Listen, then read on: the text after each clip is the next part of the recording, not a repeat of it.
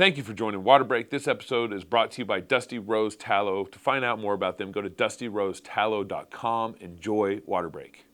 Hey all, welcome to Waterbreak. It's good to be with you on YouTube, podcast, Spotify. Thank you for joining the show, and make sure you guys share these episodes and the shows that we do here. We really appreciate that additional effort from you. Today we're going to be talking about a book that my wife ran into. It's actually written by I believe an unbeliever called The Empowered Wife, and we thought there's going to be some fun things to discuss from this book. You know, it's like when you think about the way God created the world, He created the world in such a way where there's inherent creational truths that we all know, whether we're unbelievers or not. And when it comes to marriage, that's why one reason why Annie picked this book is because this non-believing woman basically outlines what a biblical wife looks like. Now, there's definitely kind of some new age jargon. I wouldn't say new age, but some jargon in the book that you might want to quibble with, or how maybe she named some things, like self-care, stuff like that. Yeah, we'll talk about some of it, but you have to sift through it for sure. It's not, I don't agree with 100% of the things that she said, but I thought enough of it was good and insightful that it was worth talking about. And that's why I like, I think this angle is kind of helpful, is because what we're doing is we're talking about something that is inherent in man and wife, something that's inherent in creation, something that God just embedded in the world in such a way where unbelievers can be like, oh yeah, this is the best way to have a marriage. Right. It's really interesting. Kind of thing. So you can, who's the author? What's her name? It's Laura Doyle, and the book is called The Empowered Wife. Even the name is... It's a little funny, but and her tagline is 6 surprising secrets for attracting your husband's time, attention, and affection. Yes. And you don't have a problem with any of those for me. No, I mean, who doesn't want those things? Well, first of all, this book was recommended to me by my friend Kate, so thank you, Kate, for introducing me to this book. And I think she even said, it's not written by a Christian, but a lot of Christian women have recommended it, and it's just a really helpful read. And I was like, all right. So I just listened to it, and just thought... like you said, it's really funny and interesting when non-believers come to the same conclusion that God already did, or, they just affirm what the Bible tells us, just based off of their own common sense and their own experience and stuff. And there's just a lot of interesting practical things in here that I thought, hey, this would make an interesting show. And Gabe, really, I haven't talked to you about much of this, so this is going to be... We're talked a little bit about it. Maybe a little bit, a little bit. But we're going to talk through what she named the 6 intimacy skills, and then we can see what you think about them. And before we get deeper into that, surprise! We've been. This is going to be fun. Man. It's fun. We've been doing this podcast for a year and a half, since 2024. I think it was like April 2024. Is that right? Yeah, first episode that dropped. Okay. And it's funny that we're talking about faith and fitness and health and exercise and dieting or food habits, whatever. But this is, I've always wondered, now that I've done this show for a year and a half, I've always wondered how these health and fitness shows, whether they're faith or not, get into relational issues. It's funny. Like, what do you mean? Like marriage. They get into talking about relational subjects. Oh, sure. Relationships, being kind, being grateful, being always being thankful. Like, those are a lot of things that'll come up in kind of these kind of podcasts, because, part of what we're trying to do, one of the things we're trying to communicate in our podcast, is that we want Jesus to be the foundation for faith and health. That's what our summit, we're gonna be talking about more in our summit coming up soon, is we're doing a summit in Moscow, March 27th and 28th. Yeah. And exciting. We want, as Christians, we want to reclaim back the health industry. We want to reclaim the fitness industry. We want to take back, because all the definitions in that industry either are kind of some sort of secularized definition or driven by money. Yeah, it's bad. It's a bad industry. I was just talking to, we had Matt Reynolds on last week, and before we went live, we were just talking about how the fitness industry, to me, is like the restaurant industry. So I worked in the restaurant industry, you worked in the fitness industry, and all the drama that's there, it's just because kind of Christ gross. isn't part of it, and it's about your body and all this selfish behavior or whatever that's going on. So we very much, including in faith and health and fitness, absolutely requires good relationships between friends, and particularly for us in our marriage and everything. So that's why part of why these subjects will come up occasionally on our podcast, is because we want your whole heart, soul, mind, and body to be Christ. and everything. So yeah, and we want to talk about all of life, not just gym stuff. Yeah. And all is, as interesting as that stuff is and helpful as it can be, but we want to talk about everything. And marriage is a big conversation. You know, there's a lot to talk about there. So okay, you ready? So okay. There's 6 basically principles she lays out. She calls them intimacy skills, but I want to say a few things before we get into them, if that's okay. Yeah. She calls them intimacy skills. Okay. So again, there's going to be a lot of things, you guys, that you're going to hear, and you're going to be like, but just bear with me, okay? It's going to be good. Okay. So first of all, I want to clarify that this book was written by Laura Doyle to women. So it's to women, about women, and what we need to be doing or not doing. So it's very much, this conversation, because of that, is going to be very much geared towards women. And I'm sure there are plenty of books out there, as there should be, geared towards men and all of the tendencies that they have, and things that they need to stop doing or start doing or whatever. So I just want to be clear that we're not going to having this conversation like women are the only problem and they're the ones who mess everything up and men don't do anything wrong. Like, we don't think that. I don't think that, obviously.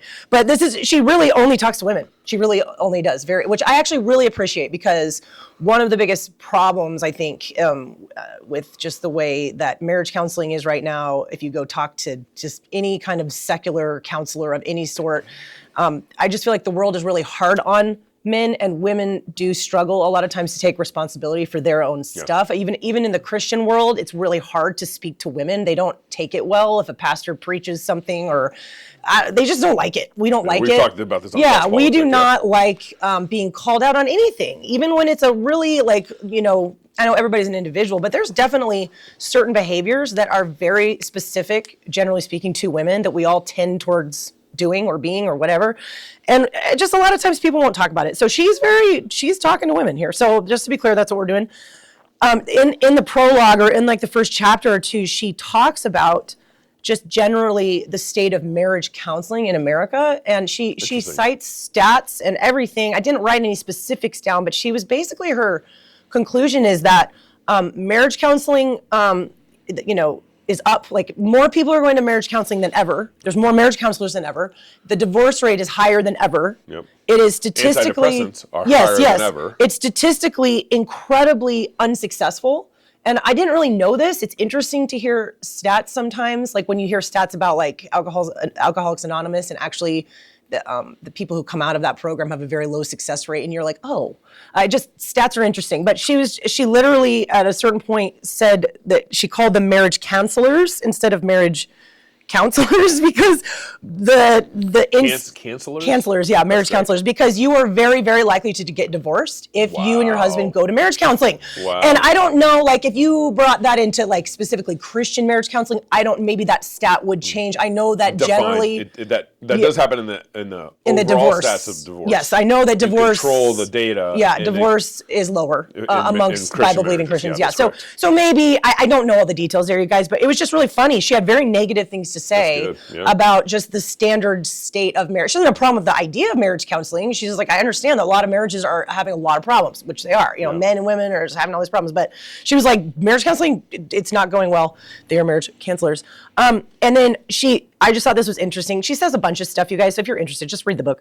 But I just pulled out nuggets that I thought were interesting. She said that she came up with the 6 intimacy skills not by talking to marriage counselors, but by seeking out older women who have successfully stayed married for a long time. Yeah. Which is funny, because that's also a biblical thing where the Bible specifically says older women need to teach younger women. Because one of the stats that she said was that so many of these marriage counselors have really bad marriages, which I have seen to be true. Just if I think of the ones that I know, that's interesting. It's like, your marriage is terrible. Like, what are you doing? And you're a marriage counselor. Yeah, and I don't know what that's about. I mean, it's the same thing as like if your kids are terrible and you're like going to give a seminar on parenting. It's like, maybe you shouldn't do that. Like, what in the world? So that was one of her points, and she was just like, I'm going to go talk to women who have been successful, and are happy and have stayed married, and she got their advice. And I thought, that's actually probably a really good idea. One of the main themes of this book also, which I think is really interesting, and I had not maybe considered. Keep your hair away from the mic. Was that, sorry guys. So one of the problems when you have hair, when you're going for sporty hobo like I am today. Other side. Okay, yeah, there you go. There. She says that one of the claims she makes is that women are by far the ones who set the tenor or culture or level of happiness in a marriage. And she was very adamant about that. And I thought that was interesting. So you can be thinking of that. One stat that I did write down is she said 2/3 of divorce in the US are initiated by women. So women are definitely the ones who are more willing to walk away. Yeah. Right. Yeah.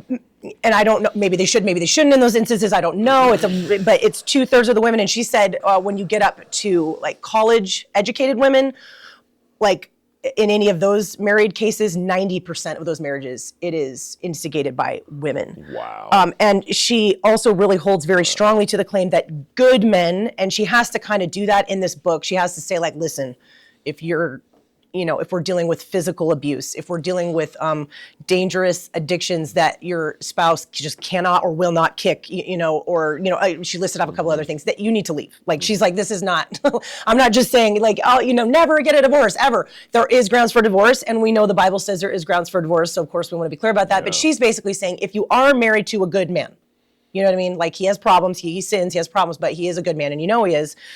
She says good men naturally want to make their wife happy. Mm-hmm. And I actually don't think that's false. It's true. I don't think that's false. So anyways, those are sort of some of the things I wanted to say ahead of time. Happy life. I know, and I think men know that. And I think it is, and she talks about it throughout the book, I think it is built into men to want to take care of their wife and make them happy. Yeah, and I mean, they can still not do a very good job of it. They can still not communicate it well. I mean, they can mess it up. Not see everything clearly. Totally, they can mess that up. But I do think that is a very natural desire for a non-sociopathic man. You know what I mean? So just note in the book, she's talking about generally good men, and that's what we're going to be talking about too. For the husband, has caused a lot of problems for him.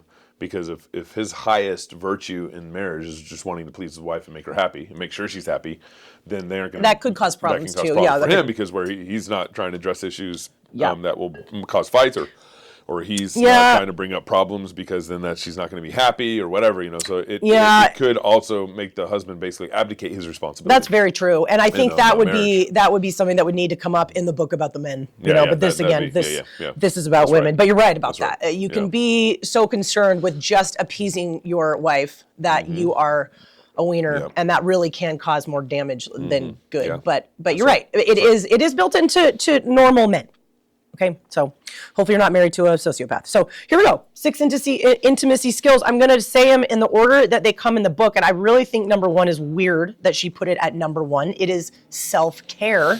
I kid you not. Mm-hmm. And when I heard that, I listened to it. I didn't read it. When I heard it, I was like, what? Yeah. But my friend had warned me. She was like, just keep reading. Just keep reading. And I was like, okay. Because, self-care is She's going to use some modernistic jargon. Well, I still think it's weird that this is number 1, but I'm just going to say what she said, and then you can tell me what you think. I'll put it in my own idea. Sure. I mean, you absolutely can. And I can kind of see her, I don't know. It's funny because you always, when you read something about marriage, if you're married, the first thing you think about is N of 1. You think of your own marriage, your own self, me as a wife, I always think of myself. So some of these things I find apply to me more than others, but they may apply more to other different women. Very, very true. So I think self-care is an annoying phrase. It's kind of stigmatized. A lot of Christians don't like it because it can be used as sort of a catch-all term for like, treat yourself all the time. It's all about you. Like you can there can be some very self-centered, vain connotations with it. I don't know that it has to be used in that context, but I think a lot of us we tend to be a little bit like, okay, with that word. And then if you get outside of the Christian realm, it's just like, okay, what? Just take a bubble bath? Like, what are we talking about? Like, I don't really know. But I think her main point with the self-care thing, and again, I still think it was a little weird that it was number 1, but her point was, you wives, you are responsible for your own happiness. It is not your husband's job to make you happy. Now, obviously, we know as Christians, our relationship with God is going to directly impact whether we are able to have joy or not, right? But if we, step down from that point, I think she has a point. Now, I don't relate to this myself too much, and I think that's because I naturally do a lot of self-care, okay? I'm a spender. And I've never been one who is shy or felt guilty about going and getting a pedicure or anything else. All right. So, but I know a lot of women are. They don't tend naturally to want to do this sort of thing. Sorry. Yeah. They don't tend naturally to want to take care of themselves. Mm-hmm. And they also can deal with a lot of like, why doesn't he do this for me? Why isn't this his idea? Why I'm so unhappy. This is your fault. That kind of a thing. And so she's like, you need to take care of yourself. and stop being mad that it's not your husband's job. And which I think is a valid point. It doesn't come up for me as often because I kind of spoil myself naturally. What do you think? Yeah, obviously the kind of, I don't know, modern jargon of self-care. Yeah, it's hard. It's hard. We're sifting. It's hard. We're to bother sifting me. through this. But I think in one sense, starting here makes a lot of sense. Because if you think through this, if you put this kind of filter this through a Christian lens, we're supposed to be confessing our sins before God as one-on-one, individually. Mm-hmm. So we're, we talk a lot about this on Cross Politic, but there's 3 forms of government, and then you can add the 4th. Mm-hmm. There's the family government, church government, civil government, but then there's this individual government, and you're responsible for yourself. Right. And so that means you need to be responsible of yourself before God. You're going to report to heaven. Annie's going to report to heaven one-on-one. God's going to, look at Annie and say, well done, a good and faithful servant. He's going to look at Gabe and say, well done, a good and faithful servant. And so it makes sense to start here if you're thinking about like repenting of your own sin, making sure you're righteous before your own Creator. Yeah. And then, because your sin affects our marriage. My sin affects our marriage.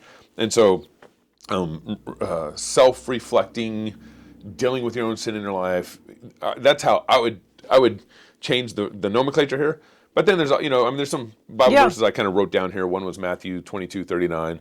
The second is like, love your neighbor as yourself. So there is a certain kind of view that you need to have of yourself that comes out in how you love others. And that's, being created in the image of God, being confident that God has created you for His glory. You have a good relationship with your Father, and you're secure with your Father. Well, that's going to come out in how you love your neighbor. And so that would be, so in that sense, self-care being number one makes a lot of sense. Right. If you're dealing with your own sin, and which means if you're dealing with your own sin, you're going to be joyful and everything. So yeah, and I mean this is the kind of the less potent, not specifically Christian version of that, but I guess you're right. If a woman is just not happy, it isn't taking care of herself, isn't doing things that she enjoys, it just isn't happy, then how are you supposed to deal well with anyone else? And we've all met those people who it's like, you're just unhappy. Mm-hmm. Like you blame other people and you snap and you're nasty and it's just you. You're an unhappy person, and it's really obvious to everybody. So maybe you're right. Maybe that's why she started with that. She very much. She didn't really talk about sin, but no. But I did at least appreciate that she was like, you are responsible for yourself. Like, go paint if you want to paint. Like, stop making this a problem for your relationship and for your husband and acting like, how dare you not somehow make me happy. Women are so complex. Half the time we don't even know what we want, and then just making that your husband's problem is kind of lame. So I agree with her. And, like you said, a happy, I said very few things impact a marriage more than a happy wife, which I think is true. Yeah. Not just the marriage, but the whole family, know? And then another thing she said here, and she really reiterates all the way through, is that men really want to know, like your husband really wants to know what it is that you want and what will make you happy, but he can't know if you don't tell him. And I think women can be really bad at communicating what their desires are. Like just literally like, I would like to lose weight. Can we do something so I can do that? Can we hire someone? Can I get a gym membership? Or I would like a new car. I would love a new vacuum. I would love to buy new clothes. And I think that we can be really bad at identifying what it is that would help us be happy and would help us take care of ourselves. And we're also really bad at communicating it. And it is a thing for women to actually get mad at our husbands because they should have known. Yeah. Right? This should have been your idea. And it's just kind of like, you know what? No, I don't think so. And I think that's really unfair. So anyways, self-care. Yeah. And there, self-care, maybe not named well, but that was number one. Flick your hair back. I would, husbands can be bullheaded, be not very observant. It's true. And so there is they can play a role in that. In this, and just kind of ignore that your wife obviously needs, like she's falling apart in front of you. She's raising 4 kids. Pay attention. And she hasn't slept in 2 days, and you're like, I'm going to go have cigars with the buddy tonight. It's like, yeah, guys, don't do that. Put that in the man book. Yeah. Put that in the man book. I know this isn't a man book, but don't do that, you guys. I did say this with I said my worries, as at least in the community that you're thinking of, like these are like hardworking, busy moms, lots of kids oftentimes. Yeah. Sometimes I think mom is too tired or too financially stressed out, whether the husband is putting that stress on her or not. Sometimes women do it on their own. to take care of herself or even know what she needs. So husbands may need to really help in this area. Like, what would you like? What would make you happy? What do you need? What can I do for you? You know, so husbands might need to basic questions. Help with that. Yeah, basic questions. Yeah, and women, you might need to take a little time and think about that, because a lot of us don't ever think about that. Not me. No. And we all know the Not joke. Me. When the I husband have to stop doing stuff sometimes. when the husband says, "Hey, honey, I'm gonna take you out for dinner tonight. Where do you want to go?" and she says, "I don't care. You pick." Oh, she uses that in this book. She uses that example. Yeah. And then what happens? Yep, she uses that in this. She uses that in this book. That's Yeah, funny. yeah, lots of examples like that. Okay, Yeah. we got to get on number two. Number two is probably the biggest one, I would say, and it's probably the biggest recurring theme in her whole book. And this is the one that really shocked me because she's not a believer. It's restore respect. She goes on and on and on about how men need respect and how so many seemingly or truly bad behaviors from men, hostility, defensiveness, dismissiveness, like hurtful, not good, destructive type behaviors from men can be traced back to the root that their wives do not respect them, or even if they do, they don't communicate it, right? And I think that's a whole separate thing, because you could have lots of great feelings in your head, but then you go say things that are disrespectful, you're kind of ruining it. So she just unabashedly talked about this, and I was really like, wow. Again, just interesting. She's very like, men are very different than women. This is what they need, and women have to be respectful of their husband. So this is what she says. She says, don't dismiss, criticize, or contradict your husband because you trust him and you expect the best outcome from him already. You just expect it. Even when your husband can do something dumb, you expect better. Now, guys, I was very, this is, I mean, it's probably hard for most, this can be hard. Yeah. It's challenging for a lot of women, but I need a lot of work in this department. And she literally, like, she said some extreme stuff, like maybe even things that I would be like literally, like she said she interviewed one woman, and some of these are just opinions or what some people do, who literally was like, I never criticize my husband, ever. I make a point to never criticize him. Now, me, I don't know if that's like, maybe there might be some times where you have to say something, but I wonder like how many of us could even make it 1 week, you know? And like what a great exercise that would be. Because women tend to nitpick, women tend to, like, that's one of our bad tendencies, you know, to just, I don't know, try to control, try to be like, but it's just really, really interesting stuff. One of the things she says, one of the sayings that she says has worked really well for her and a lot of the women she's worked with is to just respond with whatever you think.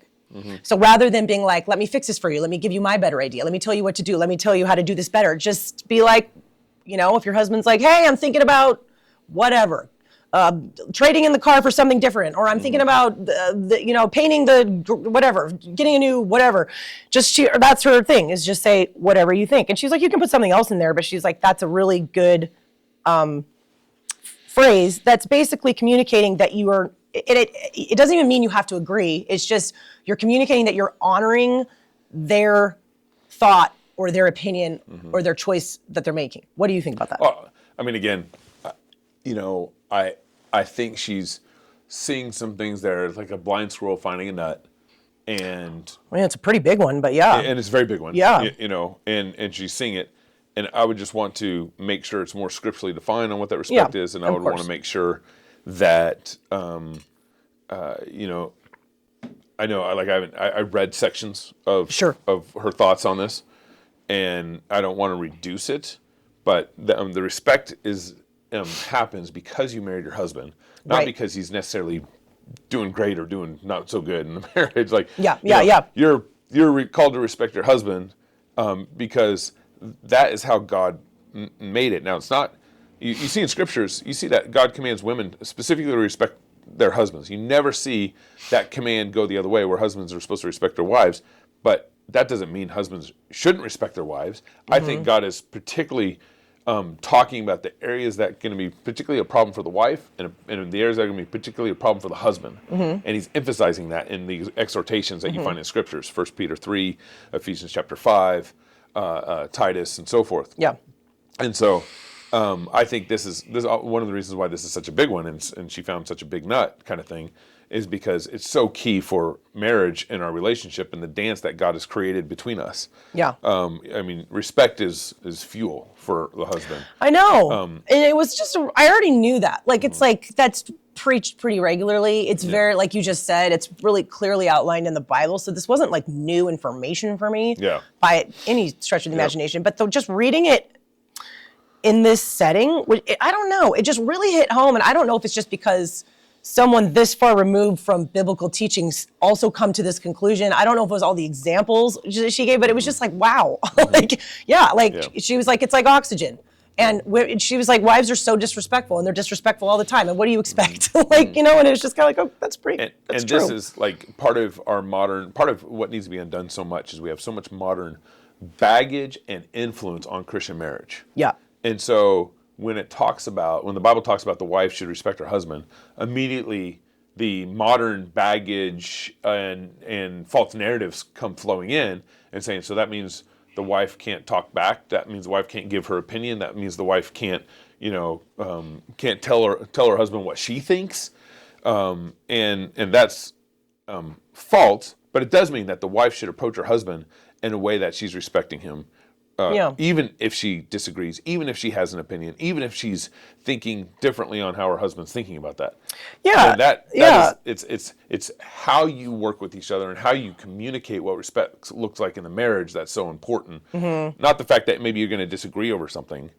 Well, I just thought it was I agree. I thought it was really interesting. It was thought-provoking for me to be like, you know what? Of course you're not going to agree with everything that your husband thinks and says. Of course not. I mean, you're individuals. Yeah, of course not. And she's like, and you don't need to. Yeah. But this isn't, communist China or something. But but she was like, but that doesn't mean that you need to say it. Like, you can literally just say something that's just like, I hear what you're saying, or like, I honor what your thought is on this, and I just like, that's really good. Yeah. And I mean, I could really use some work on that. One thing she did, what else did she say? It was all in the context. It was all in the context of, if you go to marriage counseling, one of the biggest things that they will, obsess over is honesty and communication, and you hold the spoon, and the woman would obsess over, or the man? Both, like for both, but usually it's the women doing all the talking. Like, where I'm just going to say everything. Yep. Like, I'm just going to say everything to you that's bothering me about you in the name of honesty, right? Or in the name of open communication. And and I don't know, you may agree with this or not. I kind of feel like I need to think about it, but she was like, honesty is not always the best policy. And sometimes don't say it. It's not helpful. And she even went so far as to say that marriage counseling, she said, there is no respectful way to put your husband down in front of a stranger. And I was like, that actually, I never thought about that. But just because the stranger has gone to school and they're like, I'm a counselor, sit here and just berate every bad thing. You know what I mean? Like, maybe that's true. Maybe that's maybe that's one of the reasons that marriage counseling does not work very well, because it's just a huge, like, let me just say every disrespectful thought that lay out every insecurity that you might have in front of this person, and then be like, I don't know why things aren't getting better. But I don't know. I thought that was really interesting and thought-provoking, that maybe honesty is not always the best policy, and we don't have to say every single thing that we think, ladies. I don't know. What do you think? One clarification there was, if I was going to refer you to a counselor, I would refer you to a pastor I trust. Yeah. I wouldn't refer you to a counselor. Because usually counselors come with a lot of Freudian kind of psychology and a lot of there's probably good Christian counselors out there. There are, but those are very few and far between, because they're very much affected by public counseling education, because most programs come out of the public counseling Christian or public school world. If you're out there and you're a good one, I'm sorry. I'm sure there are good ones. There are good ones. Yeah, I'm sure there are. But I would refer you to a pastor. But so that'd be one thing, just about definition of counselor for me in this situation. But that's fair. Number two is that this is where biblical categories are helpful. Mm-hmm. If your husband is, if you go to counseling and your husband's looking at porn, or if your husband is beating you, or if your husband is doing something really bad, there's nothing wrong with talking about that. Of course not. Yeah, of course not.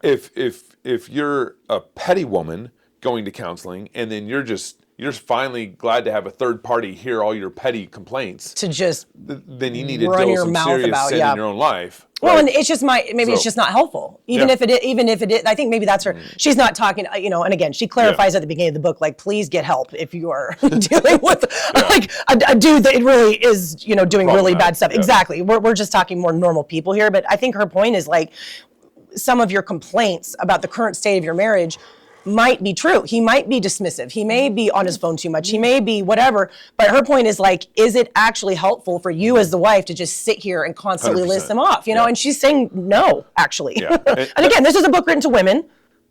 Different things in the book written to men, like, you know. And this is where G.K. Chesterton's comment is really helpful here. Someone asked him to write, I think, a letter or an article or something on what is wrong with the world. And G.K. responded back to him and said, me.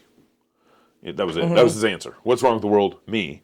And I think this is a very helpful analysis in marriage. If you think your husband has a problem with not, you know, paying attention to you like you think he should be paying attention to you, then there might be a real problem there. Yeah. But you always want to start with your own sin. Right. You have to. You know, so you have to. in your own marriage, and oftentimes a lot of those problems, or as you see the problems, they might self-correct.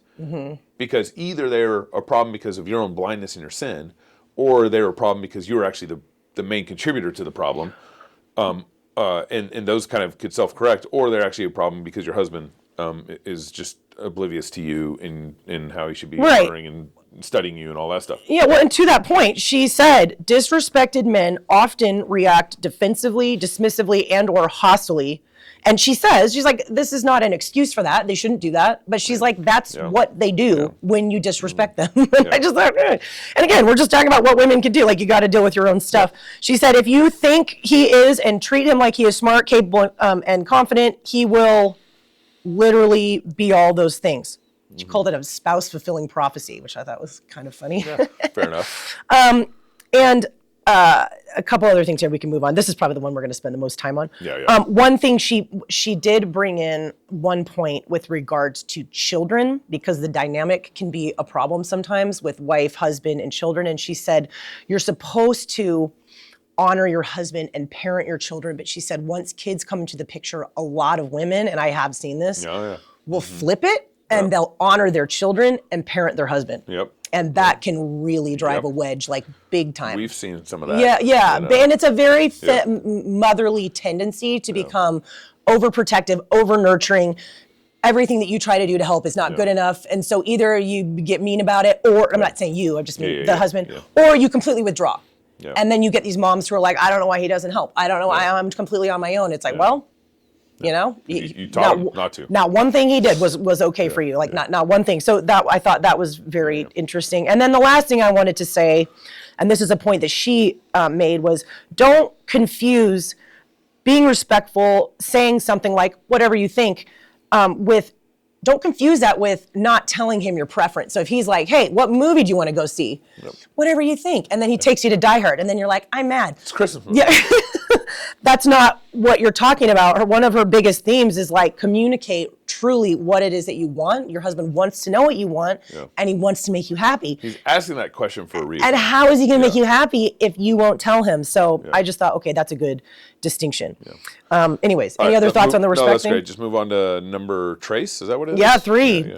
This is make sure you get that hair this back. is another really big one, and then the last 3 will be really fast. But this is relinquish control of your man. Okay, ladies, stop trying to control him. And this probably comes hand in hand with the respect thing, but this is so true, and it's certainly something I've had to grapple with throughout our marriage. Like, you guys, like, she's just like, you can't control him. Stop trying to control him. Like, just stop it. Like, it's just so unhelpful and so not your job. One of the ways that she illustrated this point was to stay on your own paper. And so, like, basically, anytime you're like thinking that you want to say something, which is like 10 billion times a day in a wife's mind, like, oh, I'm going to say something, you know, like, ooh, just think like, okay, whose paper is this on? Does this have anything, like, is this about me? Is it about my body, my health, my whatever? Or is this about him? Like, is this on his paper or is it on mine? And if it's on him, she's just like, leave him alone. Like, literally leave him alone. If he asks you your preference, hey, do you like my shirt? Or hey, you know, whatever, then you can tell him, that's fine. But she says, stay on your own paper. And I think some women really need to hear this. Other women, maybe not as much, but just stop trying to control your man. One of her really big things, interestingly, that she spent a lot of time on under this particular skill was that men should be doing the finances, which is interesting. You've always done our finances. We've actually talked about at some points if I should be doing it just because I'm the one doing most of the spending. Yeah. But it's funny, she's very adamant that men should be doing the finances. She said, she gave a bunch of different reasons, but one of the biggest ones was so that the wife is not in a position where she has to tell her husband no about spending. You know what I mean? Like, you're making the money, but I'm doing the finances, and I'm like, no, you can't. It's not in the budget. You can't do that. And it can just create, even though it's you're making it, you know what I mean? So it's kind of, and women can just be way more neurotic and stressed, and like they just don't tend to handle it as well. So I thought that was really interesting. Do you have any thoughts on that, the finances thing? Yeah, I mean, to me that would, it comes down to two things. For one, is the husband's responsible for the whole condition of his household, including the financial side of it. And so he needs to make sure he's taking the lead on that and taking the burden of that. Yeah. Number two, it can be a huge stress. I could see a situation where the wife's super gifted in math and accounting. Like maybe she's an accountant. And she's a really good manager, and it just makes more sense, but she's still letting him handle the stress and the burden and the challenge of maybe making I don't think it's something to die on. I just thought it was interesting. But that was one of her big examples. For me and you, neither of us are that good at math. No, well, actually, I'm decent at math. I mean money counting. But I love to spend, you guys. Again, zero guilt. You know, self-care, check, no problem. So, but I would say the big idea here. This is where I think she's getting some things right. But it's like, where's the foundation at? What's the foundation? That's and I would say the foundation here is, ladies, if you choose to marry a particular man, you're saying you're going to be my leader and I'm going to submit to you. Yeah. And so you're, from the jump, you should be relinquishing control. And that's what you're doing in that decision. You're just saying, I trust you, I respect you. That's why I'm giving my life to you. Not to everyone, just to this guy. This is why you gotta be so careful who you marry, you guys, okay? This is what I tell my daughters. Like, it's a big deal. It's a big choice. Women don't submit to all men. That's crap. A woman submits to the man that she marries. Yes. Husbands are to love their wives. Wives are to respect their husbands and to submit to their husband. They're not to submit to all men. And so, but that's why when you say yes, you're saying yes to the biggest decision in your life. It's a really important one. And make sure when you say yes, you're saying confidently yes. Yeah. And that means you're going to let him lead. That means you're going to submit to him. That means you're going to respect him. And that means he promises to take care of you for the rest of your life. Yeah. And so it's a really big decision. At the very beginning, that should be what you're signing off to, and not 10 years of marriage and trying to figure out, oh, I've been actually nitpicking, or I've not been letting him lead, or every decision he makes I have a problem with. Yeah. And so you got to sign off from jump. Yeah. On this, which means it should make you make your decision with clear, prayerful, weighty goodness of what God's about to do in that relationship. Yeah, that's true. It's a really big decision. And, I think about this with my own girls, like, I so badly want to make sure that we do a good job communicating to them that, of course, you want to be, whoever you end up marrying, of course you want to be attracted to them. Of course you want, of course you're going to get all those initial butterfly, great beginning of relationship feelings. And there's nothing wrong with that. That's part of the fun of it. It's fine. But I want their little brains to be able to process that is not the most important thing, and the feelings are not. Or just even just raw attraction. Even though I do think attraction is important. Oh yeah. That's not the most important thing. Yeah. What really matters is do you really respect this guy, and can you fairly easily and happily follow his lead? You know what I mean? Follow him. And that doesn't mean it's a dictatorship. It doesn't mean you can't say he doesn't care what you're about your opinions. Of course not. But you gotta. That's huge, and I think there's a lot of situations out there where a girl could be yeah, I totally think he's cute, or yeah, he makes me, whatever. But it's do you respect this guy? Literally, if we're making big decisions here, what if it's one that you're not confident about, or one that you think something else about? But can you literally be whatever you think and mean it? Yep. That's hard. Yeah. I mean, that's a whole different.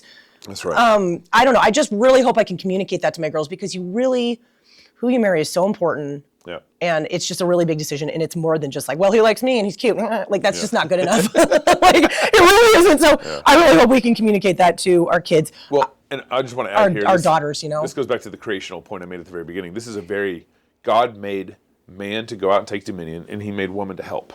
Yeah. That's a garden, that was in the garden. And we are so Genesis helpful. Chapter 2. So helpful. Genesis chapter 3. Oh my goodness, telling you what to do. Yeah, exactly.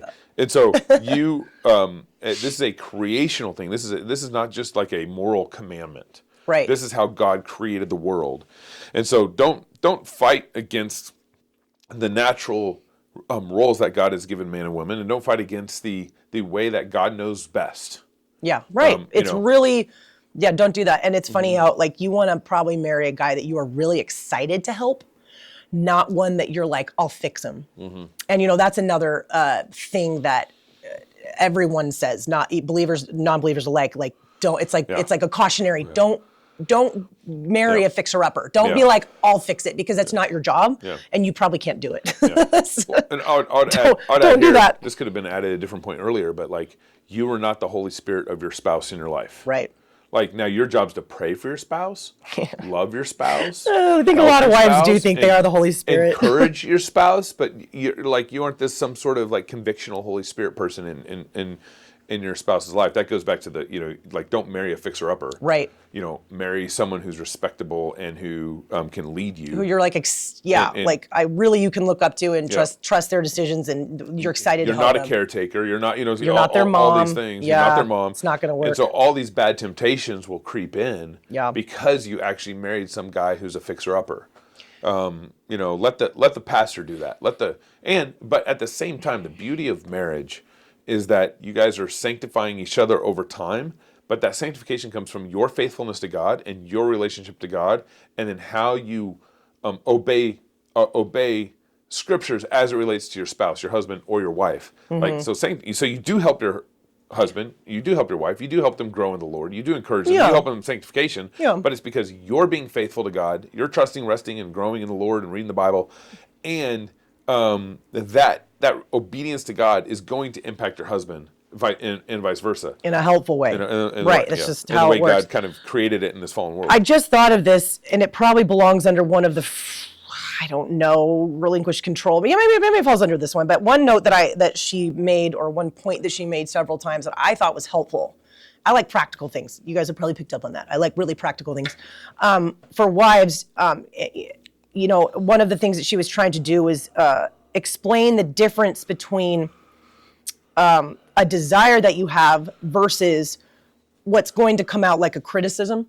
And I think and I know for myself, I am really bad about this, where it will just be that I want something. Like, I will look at our yard, for example, and it will be cluttered. Like, there's just chairs and... We live on a little boutique farm. Or like, what do you call that? Cornhole is like scattered, and like the winds come through and blown an umbrella, or like, and it's just like, there's just crap everywhere. And I personally just do not like clutter. I don't like to look out my window and see the clutter. So here's a perfect example of what she's saying. What she says is, what I should say to you is, I would love it. I leave you out of it. I just say, I would love it if my yard could be uncluttered. What she says not to do is to say, why haven't you cleaned up my yard yet? Like, why does it look like this? That like make it a criticism, make it a you thing. You know what I mean? And she said it's a way better. I'm just saying what she said. She said it's a way better approach to just state what she calls like a pure desire, as opposed to making this a blame game or a you thing or a. Sure. Does that make sense? Yeah, sure. Something that's going to translate to. Basically, you're criticizing me again. It's something that I haven't got to. It's something that I haven't done. It's something that and she said it's a lot healthier to just say it without any strings attached, without any expectations. Just say what it is that you would like. You know what I mean? Like, just say, I would love some new clothes, as opposed to, why don't you make more money? You know what I mean? That kind of a thing. And I thought, okay, that's actually helpful. Because I think a lot of women are like, okay, so am I just not allowed to say anything? Like, you know what I mean? And that's not what anyone is saying. It's just like, think about how you're talking to your husband. Is everything that comes out of your mouth a criticism? You know what I mean? Is everything that comes out of your mouth like, gosh, I wish you were better. I'm not happy, and here's why. You know what I mean? And I'm sure that gets really old, and it is very, it just tears you down, So I thought that was helpful. That was one little nugget that I thought was helpful. Okay, we got 3 to go, and we got about 8 minutes. These are so fast, okay? These should be the fastest ones. The first 3 were really the big ones, I thought. I don't know. Yeah. Okay, number 4 is receive. Basically, receive compliments, receive gifts. Come on, baby. Just say thank you. I've always been really bad about this. She's horrible at it. I'm also it actually made me question how particular I am. Like, I'm a very, I'm particular. So I have, at Christmas time or my birthday time, I have a whole list, a wish list of things that I want. And I'm like, you've always hated the list. And I'm like, oh man, am I being a really bad wife to be like, here's my list? But you also really want to know what I want. What you want. So maybe it's okay. And I always try to get usually something off your list. I've noticed that. He always goes to the list because I'll get what's on her list. He knows it's what I want. It's actually what I want, and I'm kind of a particular person. I'm like, I want this brand and this color. That's what I want. But you always get me at least one thing like a shotgun or something like that. You always get me at least one thing off the list because you're like, you don't like. I feel like in a small way the list is telling you what to do, and you don't like that. You're like, don't. Lists are telling you what to do. Don't tell me what to do. There's probably some truth. So I don't know. I thought of myself, but yeah, women need to be great at receiving gifts, and she really emphasized even if it's not the gift you wanted, even if it's something that you were like, what, you know, don't say it. Just be like, thank you. Like just receive and be grateful because he's trying so hard to make you happy. You know what I mean? And I would add here again, like the Bible sets the example for this. How many? I was thinking about this because receive is what I had in my notes. You know, basically be thankful or welcome compliments, welcome. You know, even gifts that you aren't that excited about. Receive. Yeah. But you think of all the times you read, if you are intentionally reading through the Bible and seeing all the times where God blesses His daughters here on earth, where God compliments His daughters, where God compliments, you know, and one of the verses I was thinking of was Proverbs 12, where it says, "A virtuous woman is a crown to her husband." I mean, like, talk about a compliment. Yeah. Right? Talk about how God compliments His daughters. You know, and there's so many verses that talk this way because your Father in heaven compliments you. And so how much, in the same way, if your Father in heaven tells you good things and you should say, thank you, Father, how much more should your imperfect husband, when he imperfectly tries to say good things about you, you should receive it in a way that, I mean, it really nurtures the marriage because a husband really wants to compliment you. I know. Why is it so hard? There's no really negative things going on in his heart. He's just wanting to compliment you. It really, men are so like fairly simple, not like in a bad way, but like fairly like they're just like, I just want to make you happy and food, sex, and happy life. Yeah, I mean, like it's like, why do we? And then we just are like, can't do it. Can't do it. We're gonna make this guy. We're gonna make him difficult. We're gonna be like, that present, I hate it.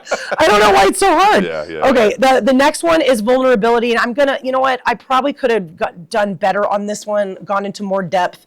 And I may not do a great job summarizing this, but I'm going to do my best quickly.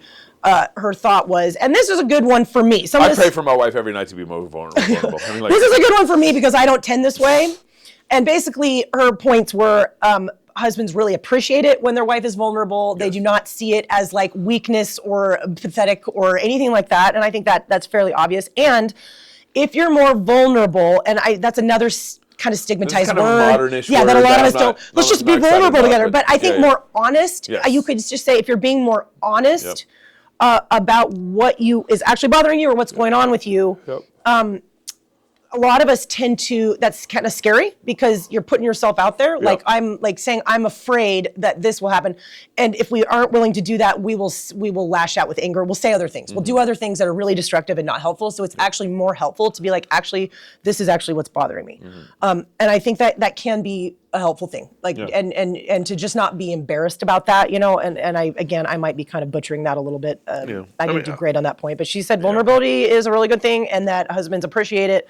And they find it endearing. They're not like, why are you being such a baby? Yeah. I would just zoom out a little bit. I agree with you. Vulnerability, I think the better word is honest. Honesty. Honesty is probably a better word for us, yeah. And I mean, part of this is you want to be just open with your husband, open with your best friend, open with your, the guy who's, trying to lay his life down for you. It's like, and this goes both ways. Yeah. Like a husband can just go and try to handle everything himself, try to shoulder all himself, and not open up to his wife that maybe he's hurting from working so hard or stressed out of his mind, or stressed or whatever. Certain things really weighing on you. And it's like you got to talk to your wife. You got to open up. You can't just bare knuckle the challenge, the pressure, the stress, the work, the whatever, and not open up. I mean, this is a way you deepen your relationship with each other is you talk about the challenges that God has before you. Yeah. You got to talk to someone. You got to. Yeah. You got to. We've talked so much about not having any walls built up in our marriage. Annie's actually pretty good at being honest. You're pretty good at this honesty issue. Back to the other point. Maybe a little overboard. Maybe honesty is not always the best policy. Maybe honesty with too much with who I am. Maybe Annie needs to shut up sometimes. I don't know. But You don't want any walls to build in your marriage, and you want to be able to. This is a principle. This is not a wooden thing. You want to be able to talk about anything and everything. Now, that doesn't mean maybe you talk about it on your way to church. Maybe later you might do it. Whatever. On date night. I don't know. On date night. Mistakes that we've never made. And but I understand that you don't want to have, because this includes you want to talk about the Bible, you want to talk about theology. You don't want to have off limits things that you can't talk about with your spouse. Your own sin. You don't want to. You need to confess. You don't want to have to wear kid gloves with your spouse. That's right. That's always been a big deal for you, and I don't disagree with that. I another thought on this. And I would say, and this means that the woman shouldn't get offended. About trying to talk about certain topics or issues, and the man needs to be sensible about when he talks about certain topics and certain issues. I just one more thing about the vulnerability thing, or honesty, if we're going to say that. And this was to one of her applications, I think. Again, all towards women, right? I'm sure there's plenty for men too, but an example of this for me would be if you say something that actually hurts my feelings. It doesn't happen that often, but it could. But instead of me saying, oh, that really hurt my feelings, I might pick a fight and just go for it, which is what I would do.